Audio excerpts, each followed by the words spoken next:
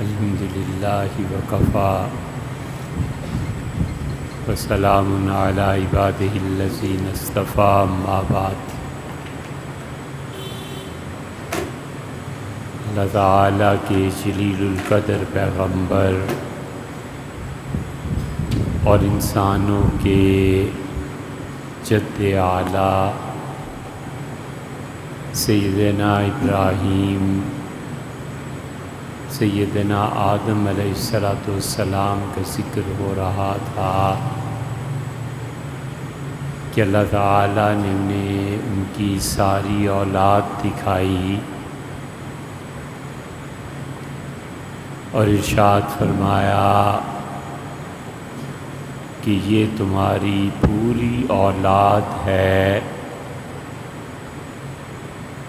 اور اس کی تعبیر یہ کی گئی کہ حضرت آدم علیہ السلام کی پشت پہ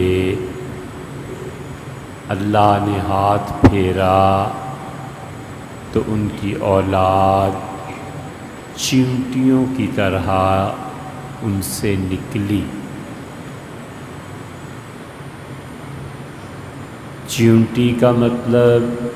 یہ چیونٹی بھی ہو سکتا ہے جو ہم اپنی آنکھوں سے دیکھتے ہیں، اور چیونٹی کا مطلب یہ ہے یعنی ہو سکتا ہے کہ بہت زیادہ کوئی باریک اللہ کی مخلوق۔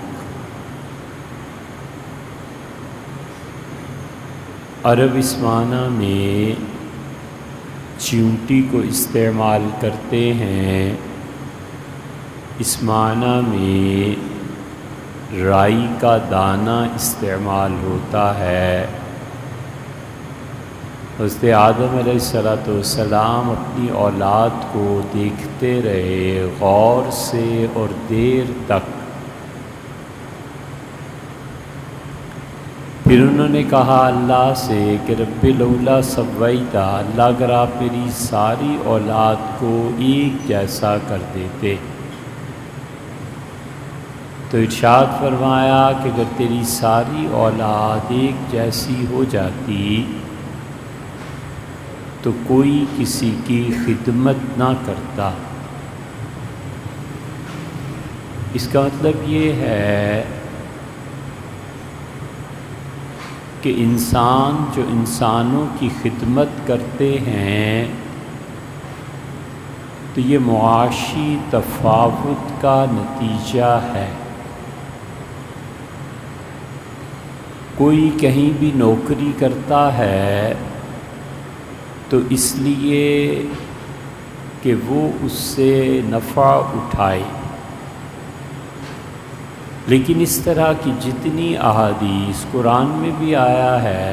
اللہ تعالیٰ نے یہی بتایا ہے کہ لِيَتَّخِذَ بَعْضُكُمْ بَعْضًا سُخْرِيًّا، اللہ نے اس لیے یہ سب چیزیں اوپر نیچے رکھی انسانوں میں کہ تم ایک دوسرے کے کام کرو، کام آ سکو۔ لیکن اس کا مطلب یہ نہیں ہے کہ انسانی طبقات میں کچھ لوگ بنیادی ضروریات زندگی سے محروم ہوں اور کچھ لوگ بنیادی ضروریات زندگی کے باوجود کروڑوں اور اربوں پتی ہوں۔ برابری کا مطلب یہ ہے کہ کسی بھی جگہ جو ریاست کے ذمہ دار ہیں ان کی یہ ڈیوٹی ہے کہ اپنی پبلک کو، رعایا کو بنیادی ضروریات زندگی میں تمام سہولتیں فراہم کریں۔ چنانچہ یہ کبھی بھی نہیں ہوا کہ جن ممالک میں عدل کا نظام قائم ہے وہاں کچھ لوگ بھوکے مر رہے ہوں اور کچھ لوگ کروڑوں پتی ہوں، اور یہ بھی کبھی نہیں ہوا کہ وہ ممالک جہاں پر معیشت کے لیے حکومت صحیح کوششیں کرتی ہے وہ اجازت دے دے کہ اس کا ایک طبقہ بنیادی ضروریات زندگی میڈیکل ہے، تعلیم ہے، سواری ہے، ان چیزوں سے محروم ہو، اور دوسری جگہ انسانوں کو اس سے کہیں وافر مقدار میں یہ تمام سہولتیں مہیا ہوں۔ اس لیے اللہ نے انسانوں کو یہ تلقین کی ہے کہ جن انسانوں کو اس نے اختیار دیا ہے وہ اپنے مال میں سے اور حکومت سے یہ لوگوں کے لیے یقینی بنائیں کہ ان کی رعایا اور مملکت میں ہر انسان کی بنیادی ضروریات زندگی پوری ہوں گی، اور بنیادی ضروریات زندگی پوری ہونے کے بعد پھر جس کے نصیب میں جتنا ہے اللہ وہ اسے دے گا۔ ساری خلافت راشدہ کی تاریخ اس سے بھری پڑی۔ سیدنا عمر رضی اللہ عنہ نے خاص طور پہ اس بات کا اہتمام کیا کہ ان کے زمانے میں چیزیں مہنگی ہو گئی تھیں کہ انہیں کیسے سستا کیا جائے، اور انہوں نے کہا کہ رسول اللہ صلی اللہ علیہ وسلم کے زمانے میں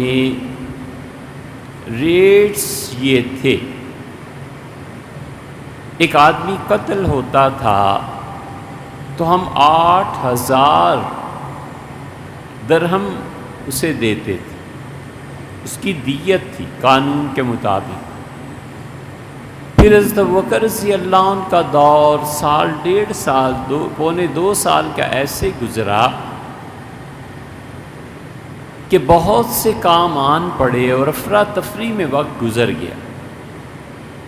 اور اب مجھے یہ کرنا ہے کہ میں لوگوں کو کہوں کہ ہم اپنے روپے کی قدر گھٹا رہے ہیں اور 8 کی بجائے 12,000 آئندہ سے ہوگا، اور میں لوگوں کو سہولتیں دوں، اور انہوں نے اشیاء کے نرخ کم کیے اور اپنی عوام کو راحت اور سکون کا سبب بنے، کیونکہ وہ جانتے تھے کہ معاشی تنگی انسان کو کہاں تک لے جاتی ہے، اور اس کی اہمیت رسول اللہ صلی اللہ علیہ وسلم نے یہ کہہ کے بھی بتائی تھی کہ آپ نے فرمایا ایک آدمی پوری بستی میں اگر بھوکا سو جائے تو اللہ کو کوئی پرواہ نہیں ہے کہ اس ساری بستی اور شہر کو صبح وہ جہنم میں ڈال دے۔ اتنا شدید رویہ اسی لیے اختیار کیا گیا کہ انسانوں میں یہ شعور پیدا ہو کہ وہ جانور نہیں ہیں، انسانوں میں یہ شعور پیدا ہو کہ جن ممالک میں اور جن معاشروں میں معاشی طور پر انسان تباہ ہو جاتے ہیں وہاں کفر بھی پھیلتا ہے اور اللہ کی نافرمانی کے بہت سے ذرائع کھل جاتے ہیں۔ سیدنا علی رضی اللہ عنہ کا دور آیا اور انہوں نے کہا کہ لوگوں، عثمان رضی اللہ عنہ کے زمانے میں فتوحات زیادہ ہو گئی تھیں، پیسے زیادہ ہو گئے تھے، مال بہت کثرت سے آیا ہے، اور اب ہم اس قابل ہو گئے ہیں کہ ہم اپنی معیشت کو مزید بہتر بنا سکیں، تو میں اشیاء کی قیمتیں اس سطح پر لا رہا ہوں جس سطح پہ حضور صلی اللہ علیہ وسلم ہمیں چھوڑ کر گئے، اور انہوں نے دولت کو تقسیم کروایا، اور 2 مرتبہ انہوں نے بیت المال کی جو زمین تھی اس پہ نماز پڑھی۔ ہر صوبے کا بیت المال الگ تھا، ہر جگہ کا خزانہ الگ تھا، مرکز کا بینک اور مرکز میں جہاں پورا حساب و کتاب ہوتا تھا وہ الگ تھا۔ اس لیے کوفہ میں جب ڈاکہ پڑا تو حضرت عمر رضی اللہ عنہ کو لکھا گیا کہ امیر المومنین ڈاکوؤں نے وہ عمارت لوٹ لی ہے رات، جس میں سارا سونا چاندی پبلک کا پڑا ہوا تھا۔ تو حضرت عمر رضی اللہ عنہ نے حکم دیا، یعنی اس کا کہ وہ مدد کریں گے اور جن لوگوں کے نقصانات ہوئے ہیں وہ پورا اس کو کروائیں گے، لیکن انہوں نے کہا کہ میں جہاں تک جانتا ہوں کوفہ کا جو بیت المال ہے، ہم اسے ایک لمحے کے لیے بینک سمجھ لیتے ہیں کہ وہ جو بیت المال کی عمارت ہے وہ مسجد کے قریب میں نے بنوائی تھی، کیونکہ کوفہ جب آباد ہوا ہے تو حضرت عمر رضی اللہ عنہ نے کہا کہ بلاؤ ٹھیکیداروں کو اور ان کو کہو کہ 40 فٹ اتنی چوڑی سڑکیں رکھیں گے اور کوئی گلی کوفہ میں ایسی نہیں ہوگی جہاں پہ 2 بیل گاڑیاں ایک دوسرے کو کراس نہ کر سکیں۔ نقشے ان کے سامنے رکھے گئے اور پھر انہوں نے بھیجا عثمان ابن حنیف کو اور کہا چیک کر کے آؤ کہ جو کچھ میں نے کہا تھا وہ ہو گیا ہے۔ تو معلوم ہوا کہ لوگوں نے سڑکیں اور گلیاں اور مکان ایسے ہی بنائے۔ تو پھر ارشاد فرمایا کہ پیسے انہیں دے دیے جائیں۔ پیسے کے بارے میں وہ اتنے محتاط تھے کہ انہوں نے اپنے دور حکومت میں کہا کہ ہر جگہ جہاں سے بھی ٹیکس آئے گا اور جو صوبہ بھی پیسے مرکز کو بھیجے گا، چاہے وہ عشر کی صورت ہے، چاہے وہ ٹیکس کی صورت ہے، چاہے وہ زکوٰۃ ہے، کچھ بھی ہے، اس شہر کے 10 پرہیزگار لوگ، اور اس زمانے میں بہت تھے جو نماز کے پابند، اللہ سے ڈرنے والے، جن کی شہرت اچھی، وہ 10 آدمی اس پیسے کے ساتھ آئیں گے اور مدینہ منورہ میرے سامنے اللہ کی قسم کھائیں گے کہ ان میں ان کے علم کے مطابق ایک پائی بھی حرام کی نہیں ہے، کوئی پیسہ ظلم سے وصول نہیں کیا گیا۔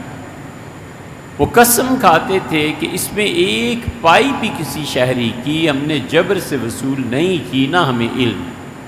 پھر سیدنا عمر رضی اللہ عنہ پیسہ بیت المال میں جانے دیتے تھے اور وہ کہتے تھے کہ حرام میں اللہ برکتیں اٹھا لیتا ہے اور حلال کے پیسے سے کام ٹھیک چلتے ہیں۔ تو لکھا خط میں کہ جہاں تک مجھے علم ہے کوفہ میں مسجد، اور جو میں نے کہا تھا بیت المال، یہ ایک کے بعد دوسرا ساتھ ساتھ تعمیر کیے جائیں اور ایسے ہی ہوگا۔ تو تم دیکھو اس عمارت کو باقی اب گرا دو، جو کچھ رہ گیا ہے محفوظ کر لو، اور مسجد اور بیت المال کی عمارت ایک کر دو، کیونکہ مسجد کبھی بھی دن رات مسلمانوں سے خالی نہیں ہو، یہ خود بخود بھی حفاظت ہوتی رہے گی، اور بیت المال کے جو محافظین ہیں وہ الگ سے۔ اس لیے ہر جگہ آپ کو ملے کہ ان لوگوں نے پبلک کو دیکھا اور حکمرانی سے حد الوسع بچتے رہے، پیسے لے لے کے جاتے تھے کہ کسی کا حق باقی نہ رہ جائے، اور لوگوں سے پوچھتے تھے کہ تم نے اپنی رعایا کے لیے کیا بندوبست کیا،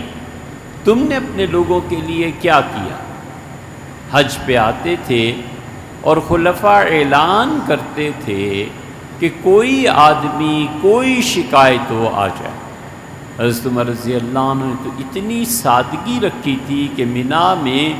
وہ پہنچتے تھے اور نوکر کو حکم ہوتا تھا کہ کسی درخت کے نیچے ایک چمڑے کا بستر بچھا دو، اور لوگ کہتے ہیں کہ اس پہ سوتے تھے اور گرمی کی وجہ سے ان کا پسینہ اس چمڑے پہ بہتے ہوئے ہم نے دیکھا ہے، اور پھر جب وہ بیٹھتے تھے تو جس کے خلاف کوئی بھی شکایت ہوتی تھی مینا میں بلا لیتے تھے اور فیصلہ فرما دیتے تھے۔ حضرت معاویہ رضی اللہ عنہ نے یہ سنا کہ عدل ایسے ہوتا ہے، تو انہوں نے ایک خاص وزیر مقرر کر دیا اور اسے کہا کہ باہر بیٹھو کھلی فضا میں، اور جو آئے تم سے ملے، اور جو تنقید ہے جو تنفیذ ہے میرے پاس لاؤ، تاکہ کہیں ایسے نہ ہو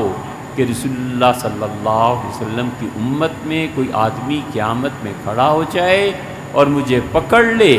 اور رسول اللہ صلی اللہ علیہ وسلم کی حدیث انہوں نے سنائی۔ جب نیا نیا اسلام آباد بنا تو 75 میں بھی یہ حدیث سیکرٹیریٹ میں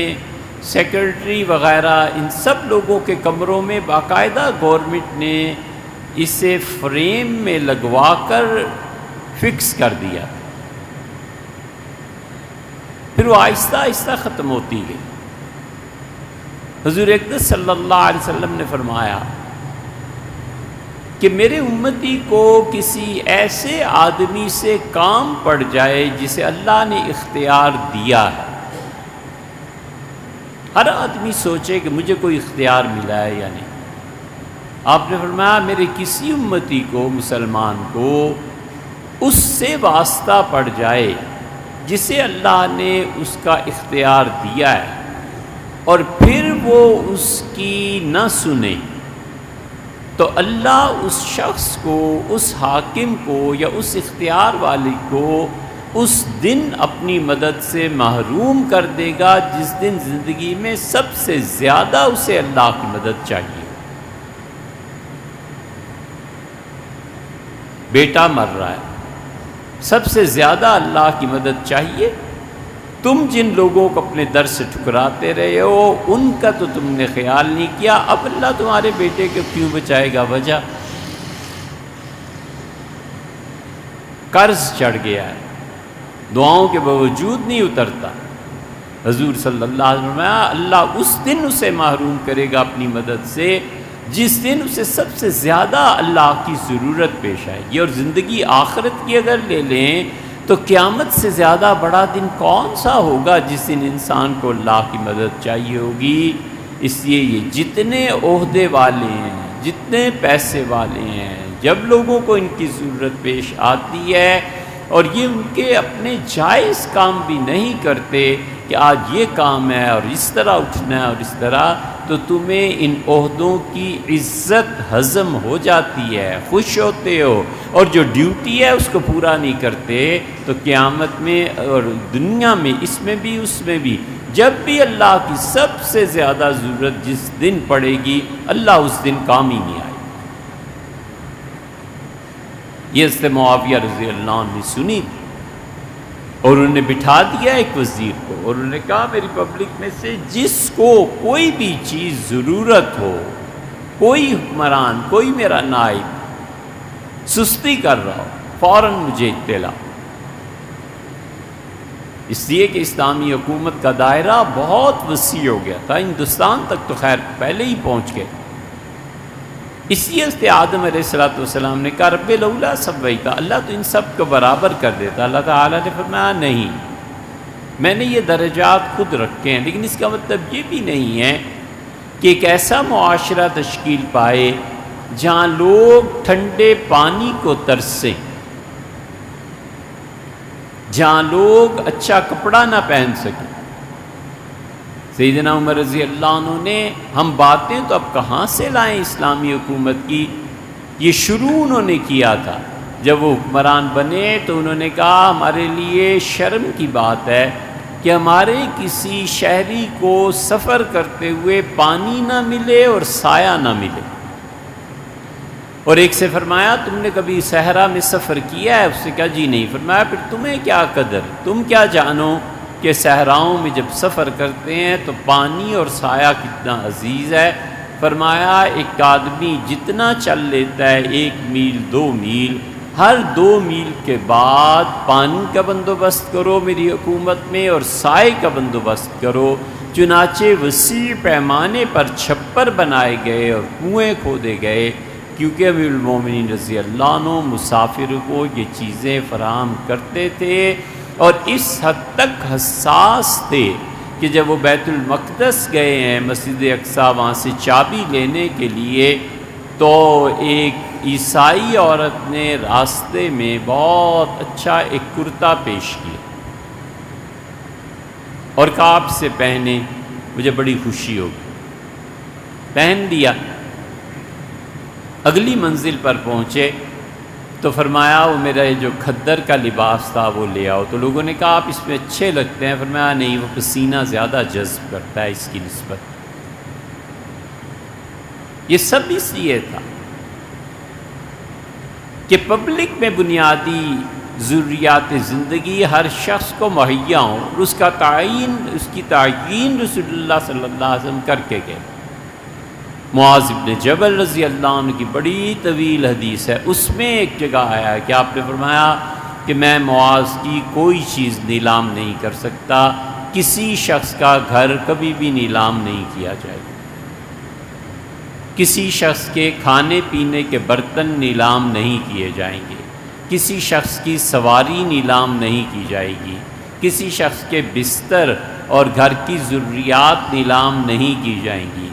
جو آدمی جس ذریعے سے کماتا ہے وہ ذریعہ کبھی بھی نیلام نہیں کیا جائے گا، قرض ادا ہو یا نہ ہو، یہ ساری انسان کی بنیادی ضروریات زندگی ہیں۔ اور فرمایا کہ کسی بھی شخص کا غلام اور باندی نیلام نہیں کی جائے گی۔ آپ نے 6-7 چیزیں گنوائیں اور آپ نے کہا کچھ ہو جائے معاذ کی یہ چیزیں ہم کبھی بھی نیلام نہیں ہونے دیں گے، اس کے علاوہ اس کے پاس کوئی مال ہے تو مجھے بتاؤ، میں منگاتا ہوں اور تمہارے سامنے نیلام کر دیں۔ حضور اقدس صلی اللہ علیہ وسلم نے سود کو حرام قرار دے دیا،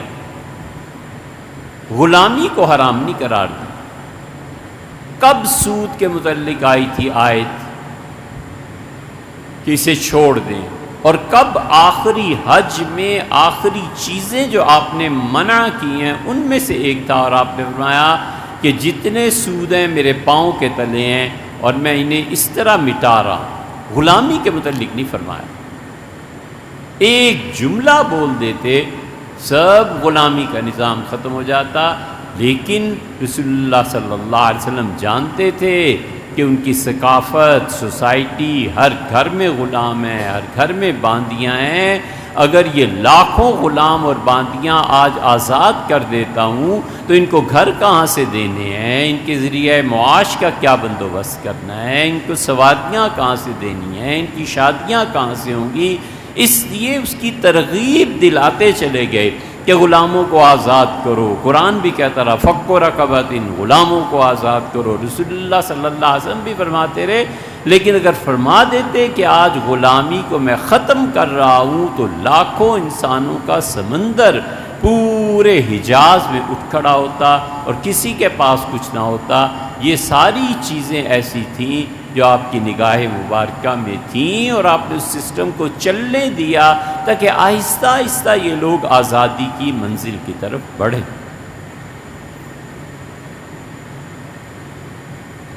انسانوں کا خیال رکھو، اس کائنات کا آغاز ایسے ہی ہوا تھا، اللہ نے بیج دے کر بھیجا، اللہ تعالیٰ نے جانور دیے، حضرت آدم علیہ السلام کو سکھایا کہ اس طرح یہ دنیا آباد ہوگی۔ سیدنا آدم علیہ السلام کے بعد پہلا نبی پھر کون آیا؟ کچھ لوگوں کا خیال ہے کہ حضرت ادریس علیہ السلام آئے، اور کچھ کا خیال ہے کہ شیس علیہ السلام آئے، اور کچھ کا خیال ہے کہ حضرت نوح علیہ السلام آئے۔ حضور صلی اللہ علیہ وسلم سے پوچھا گیا تو ایک جگہ آتا ہے کہ آپ نے فرمایا کہ آدم علیہ السلام کے بعد 10 قرنیں گزری۔ قرن عربی زبان میں صدی کو بھی کہتے ہیں، قرن عربی زبان میں زمانے کے لیے بھی استعمال ہوتا ہے، قرن عربی زبان میں پشت کے لیے بھی استعمال ہوتا ہے۔ تو 10 پشتیں اگر انسانوں کی گزری ہوں گی تو اس زمانے میں عمریں بھی لمبی لمبی 1000 سال ہوتی تھیں، یہ مدت ہوگی۔ یا پھر یہ ہے کہ 10 بہت طویل عرصے گزرے، اور یا پھر یہ ہے کہ قرن 1000 سال کا تو 10,000 سال جتنے بھی گزرے ہوں، لیکن شرک کا آغاز حضرت نوح علیہ السلام کی قوم سے ہوا تھا۔ وہاں پر حضور اقدس صلی اللہ علیہ وسلم نے بتایا کہ پہلے نبی جو اس طرح سے بھیجے گئے کہ ان کی قوم ان سے فائدہ اٹھائے اور خدا کی توحید، نوح علیہ السلام۔ اسی لیے رسول اللہ صلی اللہ علیہ وسلم نے فرمایا نوح پوری عمر روزہ رکھتے رہے، اور داؤد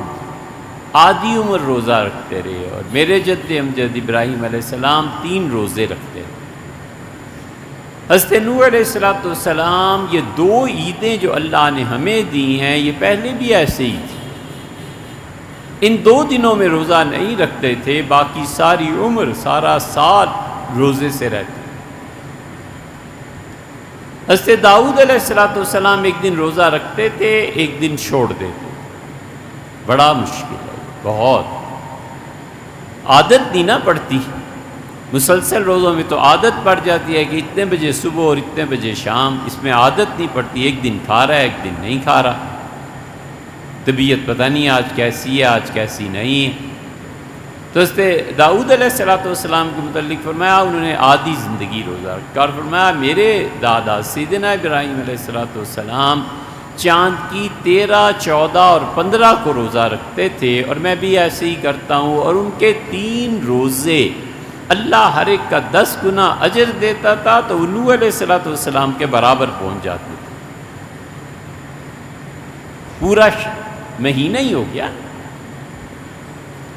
اور پھر پوچھا گیا ادریس علیہ السلام کے متعلق، ایک آدمی آیا، اس سے کہا اللہ کے رسول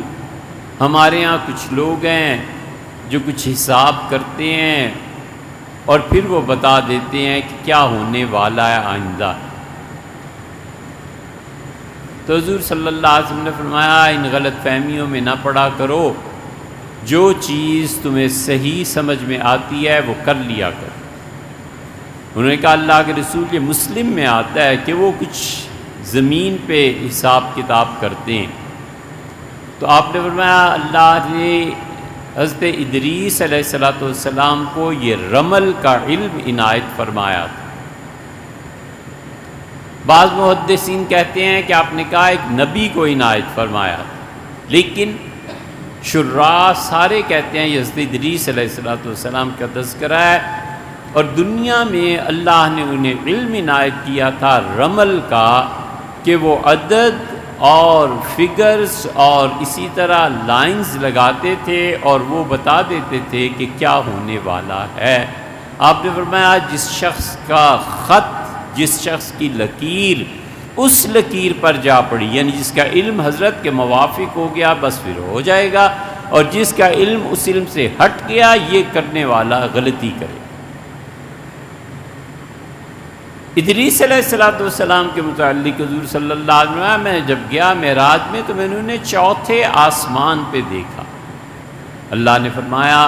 وَرَفَعْنَاهُ مَكَانًا عَلِيًّا، اور ہم نے ادریس علیہ السلام کو بہت بلند جگہ پر گھر عنایت فرمایا۔ مفسرین نے لکھا ہے یا تو ادریس علیہ السلام زندہ زمین سے اٹھا لیے گئے اور 4تھے آسمان پر خدا نے انہیں جگہ دے دی اور وہیں ان کا انتقال ہوا، اور وہیں ان کو اللہ نے حیات دوبارہ بخشی، اور فرشتوں نے وہیں پہ ان کی تدفین کی اور پھر وہ زندہ ہو گئے۔ اور کچھ کا خیال یہ ہے کہ رفعناہ مکانا علیہ کا مطلب یہ ہے کہ اللہ نے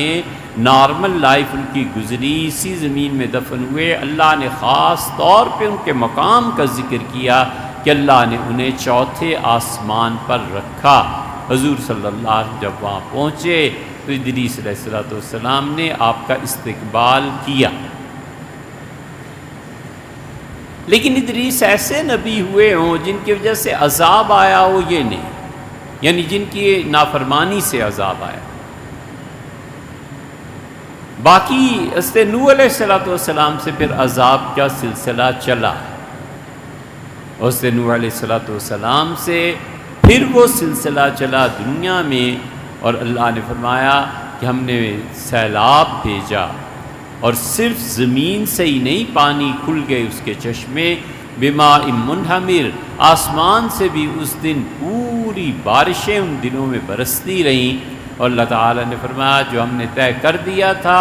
وہ ہوا۔ اور پھر جب کشتی جودی پہاڑ پر لگی، قیل یا نوح اہبط بسلام منا، اللہ نے کہا، ہم نے کہا نوح میری سلامتی تیرے شامل حال ہو، اتر جائیے اب زمین، وبرکات علیہ، اور میں اللہ برکتیں دوں گا تمہیں۔ یہ قرآن میں بھی آیا ہے، انجیل میں بھی ایسی الفاظ آئے ہیں۔ یہ انجیل کے جو بہت سے حصے نہیں بدلے نا تورات وغیرہ کے، یہ ان میں سے ہے۔ اسی لیے حضور اقدس صلی اللہ علیہ وسلم نے اپنے حیات طیبہ کے آخر پہ لوگوں کو اجازت دے دی تھی کہ وہ تورات اور انجیل پڑھیں، اور یہ اشعری قبیلے والے کہتے تھے حضور صلی اللہ علیہ وسلم رات کو ہمارے پاس آتے تھے، ہم یمن سے آئے ہوئے تھے، اور اب تک جو ان کی زندگی میں حادثات گزرے تھے، آپ آتے تھے، ہم سے ملتے تھے، کبھی کبھی کھڑے ہو جاتے تھے، ایک پاؤں پہ کھڑے ہو کے رات بھر بتاتے تھے کہ اس اسلام کے لیے مکہ میں کیا تکالیف پہنچی، کیا ہوا، اور رسول اللہ صلی اللہ علیہ وسلم ہم سے تورات کی شرح بھی ارشاد فرماتے۔ اسی لیے تابعین میں آپ کو ایسے لوگ ملیں گے جو ہفتے میں ایک مرتبہ قرآن پڑھتے تھے، ایک مرتبہ تورات بھی پڑھتے تھے، کہتے تھے اس میں ابھی تک اللہ کا کلام ہے اور ہے۔ حضرت یوسف علیہ السلام کا خواب آپ قرآن میں پڑھتے ہیں، اسے کبھی آپ تورات میں انجیل میں نکال کر دیکھیں، بالکل ایک جیسی چیز، بالکل جیسے ایک ہی چراغ سے یہ نور آیا۔ وہاں بھی یہ آیا، قیل یا نوح اہبط، اللہ تعالیٰ نے کہا نوح اس زمین پہ قدم رکھ، ہماری سلامتیاں تیرے ساتھ ہیں، وبرکات علیک، ہم تمہیں برکتیں دیں گے، وعلی امم ممن معک، اور جتنے جانور اور انسان تمہارے ساتھ اس کشتی میں بچے ہیں ہم ان سب کی اولادوں میں برکتیں دیں گے، اور ان میں تیری اولاد میں ایک گروہ ایسا ہوگا جو ان برکتوں سے اللہ کے نظام میں رہ کے اللہ کی اطاعت کرے گا اور اس سے جنت آباد کریں گے، اور ایک گروہ ایسا ہوگا جسے ہم نے آخر پہ عذاب بھی دینا ہے۔ حضرت نوح علیہ السلام کو اسی لیے آدم ثانی کہا جاتا ہے کہ وہ اس زمین پر دوبارہ دنیا کی آبادی کا باعث بنے۔ یہ پورا طوفان پورے کرۂ ارض پہ آیا، ایک رائے تو یہ ہے، اور ایک رائے یہ ہے کہ صرف وہاں آیا جہاں انسانی بستیاں آباد تھیں۔ نوح علیہ السلام نے بددعا دی تھی کہ اے پروردگار ہلاک کر دے ان کافروں کو پوری زمین میں، اور کچھ کہتے ہیں کہ اس وقت زمین پہ کوئی آبادی تھی ہی نہیں، جہاں نوح علیہ السلام تھے عراق کے علاقے میں، موجودہ عراق، بس وہیں عذاب آیا کیونکہ آبادیاں تھیں نہیں۔ یہ ساری آراء مورخین کی ہیں اور ہر طرف اہل علم بھی کہیں۔